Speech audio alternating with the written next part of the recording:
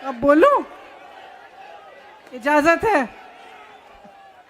मेरे यूपी के भाइयों, बोलने दो। देखिए, यहां पे बैठे हुए मेरे मन में एक पुरानी बात आई। 32 साल पुरानी बात है। मई 1991 की बात है। मेरे पिता की शव यात्रा तीन मूर्ति भवन से निकल रही थी। अपनी मां के साथ और अपने भाई के साथ हम एक गाड़ी में बैठे थे। सामने भारतीय सेना की एक ट्रक थी, फूलों से लदी हुई थी। उसके ऊपर मेरे पिताजी का शव था। थोड़ी देर काफिला चला, 5-10 मिनट चला। फिर राहुल कहने लगे मैं उतरना चाहता हूं। तो मां ने मना किया। उस समय सुरक्षा का भी बहुत वो था। तो मां ने कहा नहीं, तुम उतर नहीं सकते। राहुल ने जिद की, नहीं मैं उतरूंगा। मैंने मां से कहा मां उतरने दो। राहुल गाड़ी से उतरा।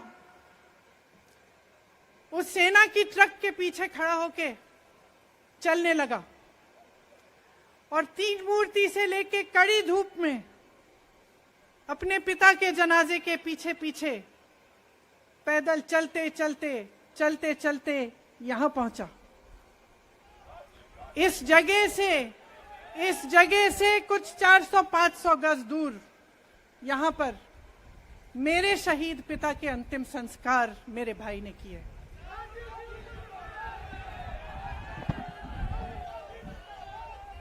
सुनिए, वो चित्र मेरे दिमाग में अभी भी है, मेरे मन में है।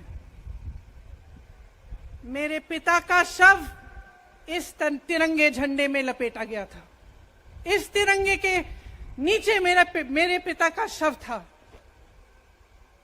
और उसके पीछे चलते चलते मेरा भाई यहां आया। उस शहीद पिता का अपमान भरी संसद में किया जाता है। उस शहीद के बेटे को आप देशद्रोही कहते हैं, आप मीर जाफर कहते हैं, उसकी आप मां का अपमान करते हैं। आपके मंत्री मेरी मां का अपमान भरी संसद में करते हैं। आपके एक मुख्यमंत्री कहते हैं कि राहुल गांधी को पता भी नहीं है कि उनका पिता कौन है।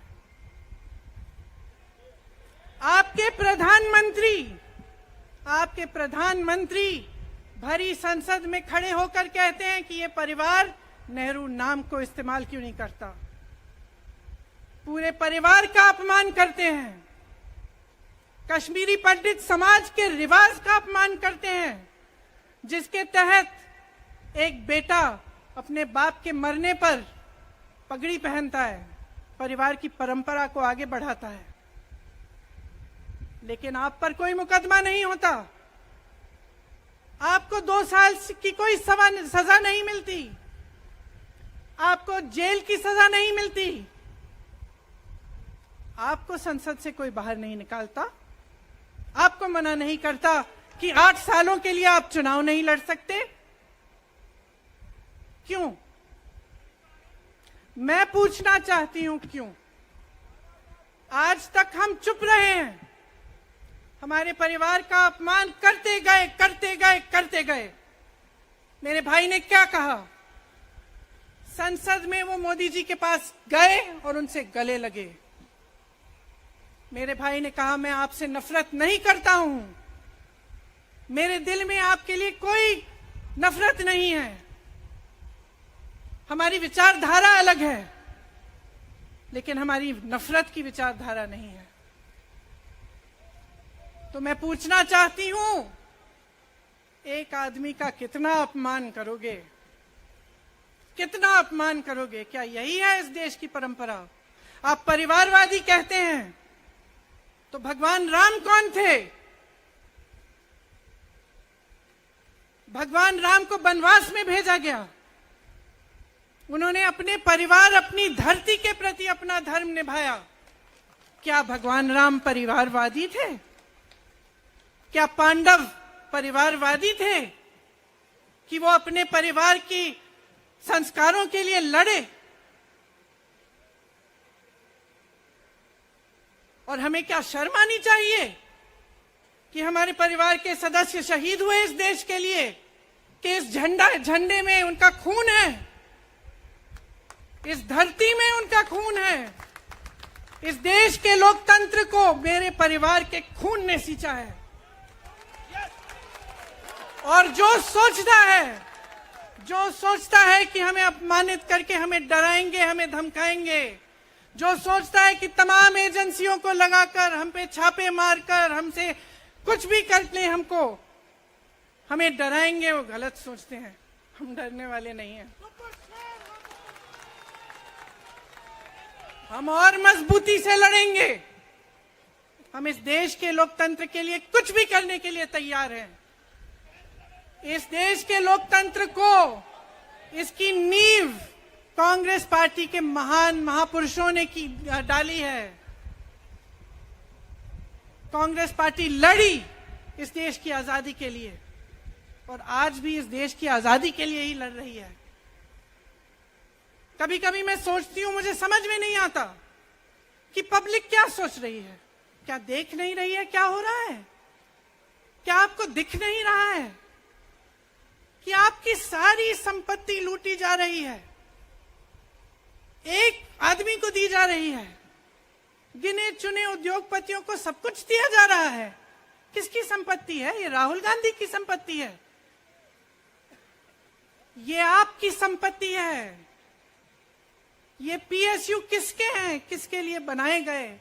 आपके लिए बनाए गए, जो ऐसे एक के बाद एक इनको बेचे जा रहे हैं, दिए जा रहे हैं। इसी से तो आपका रोजगार आता है। छोटे उद्योगों से, छोटे व्यापारियों से आपका रोजगार आता है। किसी बड़े अडानी से नहीं आता। रोजगार नहीं देते, छीनते हैं आपका रोजगार। तो आप समझ क्यों नहीं पा रहे हैं? आप गैस के सिलेंडर के लिए 1000 रुपए दे रहे हैं और यहां आपकी सारी संपत्ति किसी को सौंपी जा रही है।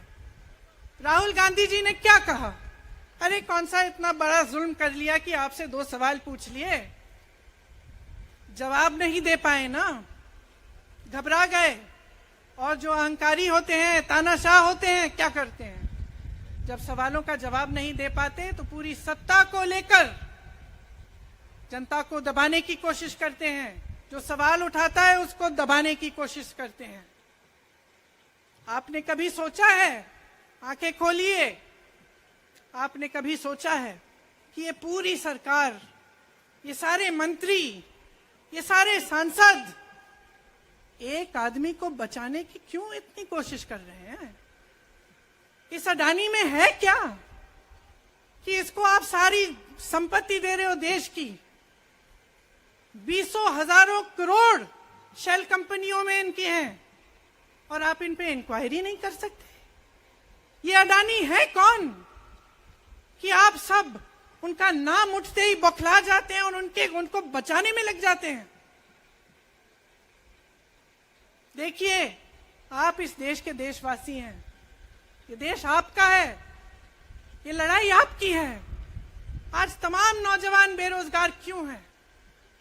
हम इश्तेहार तो देख रहे हैं, होर्डिंग देख रहे हैं, मदर ऑफ डेमोक्रेसी लिखा है, कहते हैं कि हमारी अर्थव्यवस्था बहुत तेजी से आगे बढ़ रही है, तो इतने नौजवान बेरोजगार क्यों हैं? तो जहां जहां हम जाते हैं बेरोजगार नौजवान क्यों दिखते हैं? इतनी महंगाई क्यों है? इतनी महंगाई क्यों है? क्या आप इतने बड़े काम कर सकते हो लेकिन एक गैस सिलेंडर का दाम कम नहीं कर सकते? आप छोटे व्यापारियों की मदद नहीं कर सकते? आप रोजगार नहीं बनवा सकते? तो फिर आपकी सरकार किस काम की है? लोगों को दबाने के लिए है या अडानी जी को आगे बढ़ाने के लिए है? तो आज ये समय आ गया है कि हमें गंभीरता से सोचना पड़ेगा। ये सरकार पूरी कोशिश करती है कि आपका ध्यान भटकाया जाए। अब आप सोचिए, कन्याकुमारी से कश्मीर तक एक आदमी चला, उसके साथ लाखों लोग चले। क्या पैगाम लेके चला, किस लिए चला, उसके दिल में क्या भावना थी कि लाखों लोग देश भर से उससे जुड़ के चले? समता, एकता की भावना थी। आज आपके सारी मीडिया, आपके सारे मंत्री, आपके सारे सांसद, आपके सारे कार्यकर्ता कह रहे हैं कि राहुल जी ने विदेश जाकर देश का अपमान किया, राहुल जी ने एक वर्ग का अपमान किया। क्या एक आदमी जो कन्याकुमारी से लेकर 5000 किलोमीटर कश्मीर तक चल के ये रोज रोज कहता है कि इस देश को एक होना चाहिए, सबको समान दृष्टि से देखना चाहिए, क्या ये आदमी देश का अपमान कर सकता है? क्या ये आदमी एक वर्ग का अपमान कर सकता है?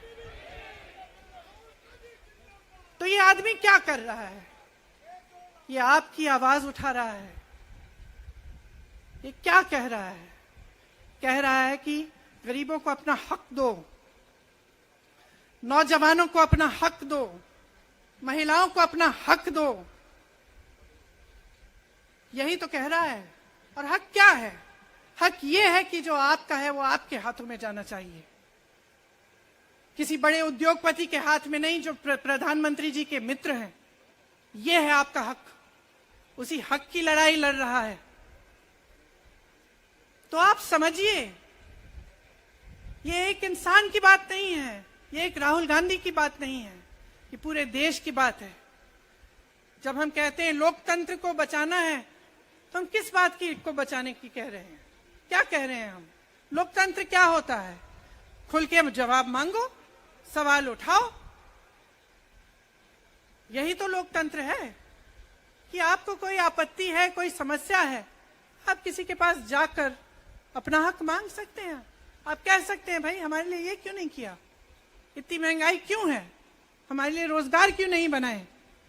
लेकिन आज यही हक आपसे छीना जा रहा है और आपका ध्यान इधर उधर भटकाया जाता है और इतनी चीजों को फैलाया जाता है जो सच नहीं है, झूठों को फैलाया जाता है।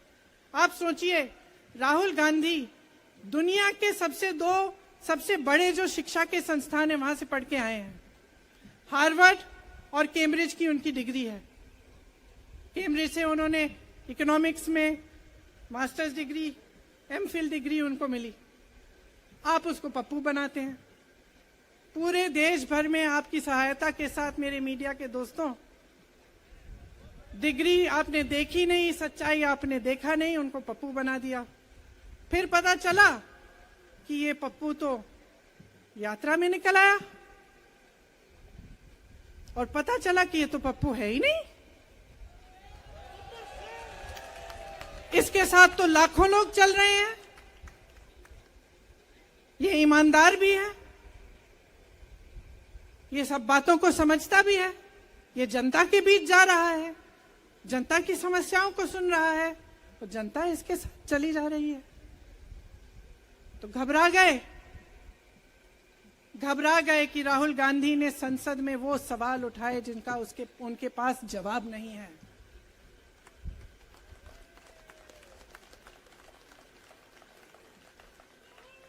क्या किया सुन लीजिए। एक तरफ से हंसी भी आती है कि एक आदमी को रोकने के लिए इतना सारा करना पड़ा। जिस आदमी ने राहुल जी के खिलाफ सूरत में कंप्लेंट लगाई, आपको मालूम है कि पिछले साल उसने खुद कचहरी में जाके बोला इस पे आप स्टे लगा दीजिए। 1 साल के लिए अपने ही केस पे स्टे लगवाया। फिर वापस कब गए केस खुलवाने के लिए?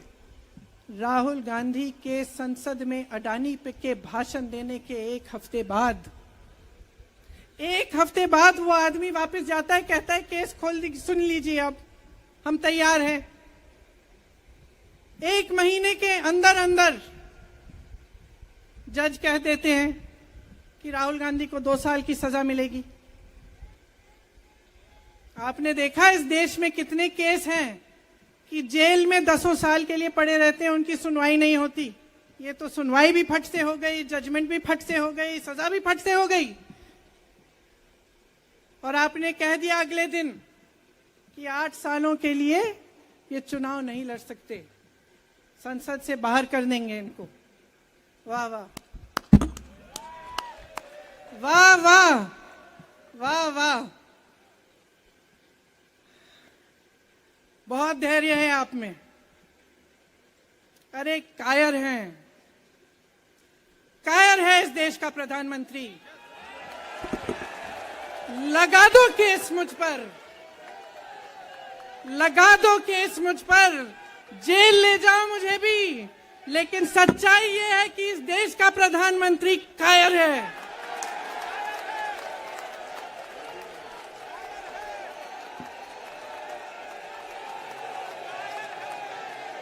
अपनी सत्ता के पीछे छुपा हुआ है, अहंकारी है, और इस देश की बहुत पुरानी परंपरा है, इस देश की बहुत पुरानी परंपरा है, हिंदू धर्म की पुरानी परंपरा है कि अहंकारी राजा को जनता जवाब देती है। और इस देश की बहुत पुरानी परंपरा है कि अहंकारी राजा को ये देश पहचानता है। मेरे परिवार ने मुझे एक चीज सिखाई है कि ये देश दिल से बोलता है और दिल से सुनता है। ये देश सच्चाई को पहचानता है, और मैं जानती हूं कि आज वो दिन है जब से सारा कुछ बदलने लगेगा।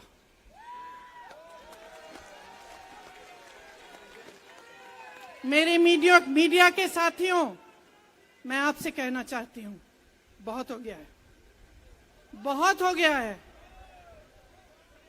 मैं जानती हूं आप पर कितना दबाव है, मैं जानती हूं कि आपको लाइन भेजी जाती है कि आज आपको ये कहना है, आज आपको ये लिखना है, लेकिन आपकी एक बहुत बड़ी जिम्मेदारी है। आज लोकतंत्र खतरे में है। अगर सरकार सवाल उठाने वाले को 8 सालों के लिए संसद से निकाल सकती है, अगर कह सकती है कि तुम्हें चुनाव लड़ने की ही इजाजत नहीं है, तो बहुत गड़बड़ है, बहुत गलत हो रहा है, और ये लोकतंत्र के लिए ठीक नहीं है, ये इस देश के लिए ठीक नहीं है। जब आप पत्रकार बने, शुरू में जब आप काम के लिए आए, तो आपके दिल में भी ये होगी बात कि देश के लिए मैं सच्चाई बोलूंगा, मैं सच्चाई बोलूंगी। आज आप बोल नहीं पा रहे हैं, हिम्मत करिए, खड़े हो जाइए आप भी। और जैसे खड़गे जी ने कहा कि तमाम पार्टियों ने आज अपनी आवाज उठाई है, उनका हम सब धन्यवाद देते हैं। और हम सबको एक होना पड़ेगा, इसलिए होना पड़ेगा क्योंकि आज ये देश खतरे में है। आज इस देश की सारी संपत्ति एक आदमी को सौंपी जा रही है, और उस आदमी को बचाने के लिए पूरी सरकार खड़ी हो जाती है। बहुत गलत हो रहा है। अगर आज मेरे भाइयों और बहनों आप इसको पहचान नहीं पाएंगे, तो इस देश को बहुत खतरे में डाल देंगे। इसीलिए यहां खड़े हुए महात्मा गांधी जी की समाधि के कुछ ही गज दूर खड़े हुए मैं आपको याद दिलाती हूं कि कितनों ने इस देश के लिए अपना खून बहाया है, कितनों ने इस देश की धरती, इस देश की आजादी के लिए अपना खून बहाया है। ये अफसर हैं यहाँ तैनात खड़े हैं, इसी तरह से इनके भाई सरहद पे खड़े होते हैं हमारे लिए, आज भी अपना खून बहा रहे हैं। क्या इसके लिए, क्या अडानी जी के लिए, कि अपने देश के किसान के लिए, अपने देश के गरीब के लिए, अपने देश के छोटे व्यापारियों के लिए, महिलाओं के लिए, अपने बच्चों के भविष्य के लिए हम सब अपनी जान देने के लिए तैयार हैं। तो मैं आपसे आग्रह करती हूं, मेरे देशवासियों, आंखें खोल लो, समय आ गया है, डरो मत, राहुल गांधी के शब्दों में डरो मत, इनका सामना करने का समय आ गया है। एकजुट हो जाओ, सामना करो, इस देश की सच्चाई को उभारो, इस देश की एकता को बनाए रखो और इस देश को आगे बढ़ाओ। जय हिंद, जय हिंद, जय हिंद।